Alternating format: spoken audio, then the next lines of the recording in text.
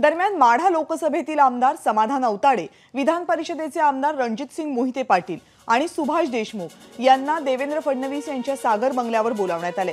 कारण माढा लोकसभेचा तिढा महायुतीसाठी संपत नाहीये आणि माढ्याचा हाच राडा सोडवण्यासाठी देवेंद्र फडणवीसांनी प्रयत्न सुरू केलेत। वाद विकोपाला जाऊ नये म्हणून पुन्हा एकदा सर्व नेत्यांना बोलावण्यात आलेले आहे। माढ्याच्या उमेदवार जाहीर झाल्यापासूनच महायुतीतलं नाराजी नाट्य जे सुरू झाले ते अजूनही थांबण्याचं नाव घेत नाहीये।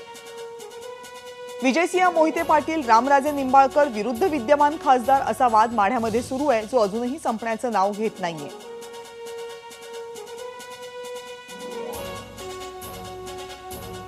काल एका लग्न समारंभाच्या कार्यक्रमामध्ये शरद पवार आणि विजयसिंह मोहिते पाटील यांना एकत्र पाहिल्यानंतर माढा लोकसभा मतदारसंघाच्या पार्श्वभूमीवर अनेकांच्या भुवया उंचावल्या होत्या आणि त्यानंतर आज लगेचच देवेंद्र फडणवीस यांनी आपल्या बंगल्यावर या मतदारसंघातल्या महत्त्वाच्या नेत्यांची बैठक बोलावली आहे।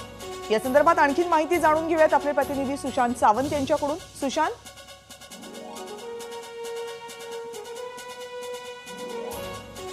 कविता, जर आपण बघितलं असेल तर सकाळपासूनच उपमुख्यमंत्री देवेंद्र फडणवीस यांच्या सागर या निवासस्थानी ज्या लोकसभा मतदारसंघाचा पेच अजूनही कायम आहे, तिथल्या पदाधिकाऱ्यांना, तिथल्या स्थानिक आमदारांना सागरवर बोलवण्यात येते आणि सागरवर सगळ्यांशी चर्चा केली जाते। आता माढ्याबाबत जी आहे ती चर्चा सुरू आहे। आपण जर बघितलं असेल समाधान अवताडे असतील, देशमुख असतील आणि मोहिते पाटील असतील, हे जे आहेत ते इथे आलेले आणि त्यांच्यासोबत कुठेतरी आता चर्चा जी आहे ती करतायत। आपण जर बघितलं असेल तर मिशन 45 साठी देवेंद्र फडणवीस यांनी कंबर कसलेले ज्या लोकसभा मतदारसंघात वाद सुरू आहेत ते वाद मिटवण्याचा प्रयत्न देखील त्यांच्याकडून केला जातोय। आता हा माढ्याचा वाद जो आहे तो मिटणार का, देवेंद्र फडणवीस यांच्या मध्यस्थीनंतर हा खऱ्या अर्थाने वाद मिटणार का, ते देखील पाहणं तितकंच महत्त्वाचं ठरणार आहे। देवेंद्र फडणवीस प्रत्येक नेत्याशी 1 to 1 चर्चा करतायत, तिथल्या त्यांचे जे प्रश्न आहेत ते जाणून घेतायत आणि त्यानंतर त्यांना आश्वस्त करतायत की ज्या तुमच्या समस्या असतील त्या सोडवल्या जातील।